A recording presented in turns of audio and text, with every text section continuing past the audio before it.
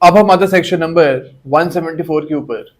इसमें बात करी गई है information in non cognizable cases के बारे में। यानी कि अगर एक बंदा सपोज बी एक पर्सन है, बी आता है एक नॉन कॉग्निजेबल केस की इंफॉर्मेशन लेके पुलिस के पास। अब इस केस में जो पुलिस है वो एक डायरी में, जो कि एनसीआर की डायरी होती है, एक नॉन कॉग्निजेबल रिपोर्ट की अलग से एक हर थाने में एक रिपोर्ट होती है, उसमें आप ये सारी इंफॉर्मेशन को लिख लोगे एंड उसके बाद जो इंफॉर्मेशन है इसको आप एक मजिस्ट्रेट के पास भेज दोगे। ओके, अब ये चीज आपको करनी मैंडेटरी है अकॉर्डिंग टू सेक्शन नंबर 174। जो पुलिस है वो ऐसा नहीं कर सकती है कि इंफॉर्मेशन के ऊपर कुछ करे ना और अपने पास ही रखे रखे। ये इंफॉर्मेशन इनको मजिस्ट्रेट के पास भेजनी पड़ेगी। ओके, सेकंड इसका बोलता है कि जो इसी केस में डेली डायरी रिपोर्ट होगी, हर केस में आप देखोगे एक डेली डायरी रिपोर्ट बनती है, तो इस केस में भी एक डेली डायरी की रिपोर्ट बनेगी एंड इसको आप हर 14 डेज के अंदर अंदर मजिस्ट्रेट को भेजोगे। ओके, 490 का ये मतलब होता है कि विद इन 14 डेज, तो हर 14 दिन के अंदर आप इसकी जो डेली डायरी रिपोर्ट है ये भेजोगे। अब सेकंड जो उसका बोलता है कि एक नॉन कॉग्निजेबल केस के अंदर आप मजिस्ट्रेट के ऑर्डर के बगैर इन्वेस्टिगेशन को स्टार्ट नहीं करोगे। ओके, एंड यहाँ पे उन मजिस्ट्रेट के ऑर्डर लोगे जो उस केस को ट्राई कर सकते हैं या फिर कमिट कर सकते हैं। यानी आप ऐसी किसी भी मजिस्ट्रेट के ऑर्डर्स नहीं लोगे, सिर्फ उन्हीं मजिस्ट्रेट के ऑर्डर आप यहाँ पे ले सकते हो जो कि केस को ट्राई कर सकते हैं। और जब उनको ऑर्डर आ जाएगा उसके बाद आप एक नॉन कॉग्निजेबल केस में इन्वेस्टिगेशन स्टार्ट कर सकते हो। अब ये जो हम ऊपर पढ़ा था हमने कॉग्निजेबल केस के बारे में, वहां पे ये चीज के बारे में नहीं गिवन था। आगे जाके पे आप देखोगे सेक्शन नंबर 175 में, वहां पे यू विल सी कि आपको मजिस्ट्रेट के ऑर्डर्स की जरूरत नहीं है एक कॉग्निजेबल केस में इन्वेस्टिगेशन स्टार्ट करने से पहले। वहां पे आप ऐसे ही इन्वेस्टिगेशन को स्टार्ट कर सकते हो। ओके, थर्ड इसका बोलता है कि एक नॉन कॉग्निजेबल केस के अंदर आप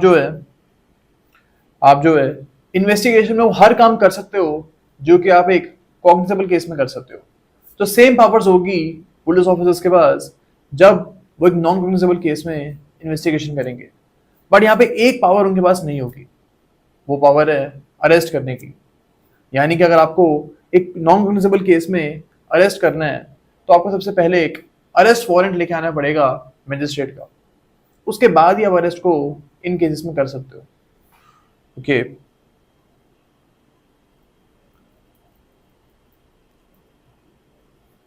अब जो क्लॉज 4 है इसका, ये बोलता है कि सपोज एक ऐसा ऑफेंस है, एक ट्रांजैक्शन के अंदर ट्रेसपास भी हुआ है एंड साथ में मिसचीफ भी कमिट हुई है, दोनों चीजें हुई हैं एक ही ट्रांजैक्शन में। अब यहाँ पे सपोज हम मान लेते हैं कि ट्रेसपास एक कॉग्निजेबल केस है एंड मिसचीफ एक नॉन कॉग्निजेबल केस है। अब इस पूरी ट्रांजैक्शन को हम किस कैटेगरी में लेके आएंगे? यहाँ पे हम इस पूरे ट्रांजैक्शन को लेके आएंगे in the category of a cognizable offence. तो यहाँ पे अगर आपका एक कॉग्निजेबल और एक नॉन कॉग्निजेबल है तो उसको हम ऐसे ही देखेंगे कि ये पूरा एक कॉग्निजेबल केस है एंड यहाँ पे आपको जो मजिस्ट्रेट की ऑर्डर्स की जरूरत है वो नहीं है। मजिस्ट्रेट के ऑर्डर के बगैर भी आप इन्वेस्टिगेशन इस केस में स्टार्ट कर सकते हो और आप अरेस्ट भी कर सकते हो without the orders of the magistrate. Okay, अब सेक्शन 175 के ऊपर हम आते हैं। इसमें बात करी गई है इन्वेस्टिगेशन इन कॉग्निजेबल केसेस के बारे में। यानी कि अगर एक कॉग्निजेबल केस है तो उसमें आप इन्वेस्टिगेशन को स्टार्ट कर सकते हो without any orders of the magistrate. जैसे आपको इन्फॉर्मेशन मिली उसी टाइम आप इन्वेस्टिगेशन को यहाँ पे स्टार्ट कर सकते हो।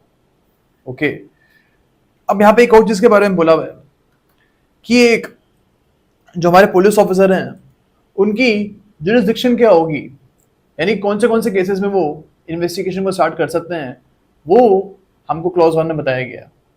इसमें बोला हुआ है कि जो आपकी जुरिस्डिक्शन है टू इन्वेस्टिगेट द केसेस, ये आप डिराइव करोगे फ्रॉम द एरिया मजिस्ट्रेट। यानी कि जो आपकी एरिया मजिस्ट्रेट की पावर होगी, जिन केसेस में वो ट्रायल कर सकते हैं, उन्हीं केसेस में आप इन्वेस्टिगेशन भी कर सकते हो। सपोज एक रोहिणी के मजिस्ट्रेट है हमारे, ये रोहिणी के केसेस में ट्रायल कर सकते हैं, तो जो हमारे रोहिणी के पुलिस स्टेशन होगा ना, वही उन केसेस में इन्वेस्टिगेशन कर सकता है। तो यहाँ पे हम देख रहे हैं कि एरिया मजिस्ट्रेट की पावर क्या है।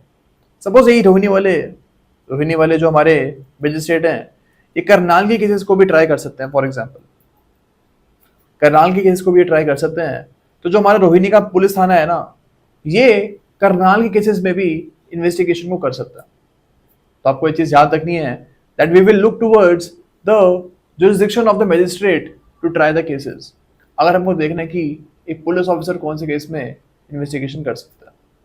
ओके,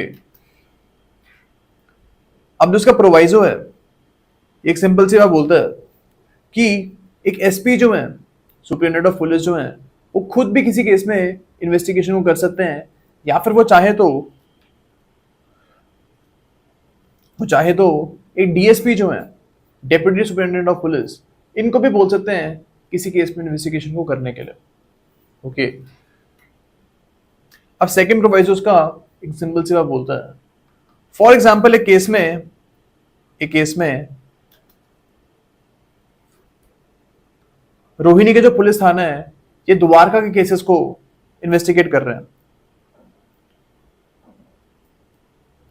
ओके, अब रोहिणी और द्वारका अलग अलग डिस्ट्रिक्ट्स हैं।